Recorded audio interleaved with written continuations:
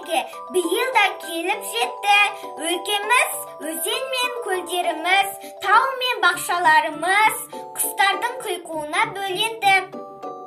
Жаршысы көктерінің көкек, дейді мені жұрт. Өз атын айтар құс мен. Көктемді күтсең, мені күт. Бейбітшілік құсы менмін көгершін, жер жүзінде бейбіт еңбек көгерсін. Аспан тұнық шат көңілді болайық, ақ ниетті адар жандар көбейсін. Мен қара торғаймын, шүгірткеден жұртынды қырғай болып қорғаймын. Егістікке жайынға қорғаушы боп тұрамын. Жәндіктерді зиянды құртатуғын батырмын. Дайындайтын ұянды достарға келе жатырмын. Халық, көкек келді, көктем келді дейді. Қадірімен, қасиетті онша емес. Осы бір құстың аты, неліктен ең тамаша ай, атына теңей болады екен.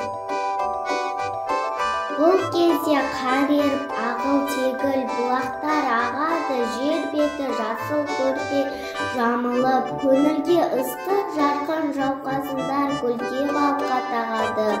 Осы кезде көкек келіп, не деген ғажап көкек деп ән салады. Сондықтан да сәуір айы көкек айы деп аталады.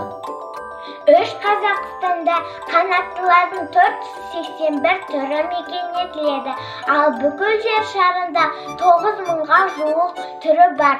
Әр құстың өз кәсібі бар. Біреулері ән айтса, екіншілері құрылысшы құстар, сонымен бірге дала дәрігері деп те аталады екен.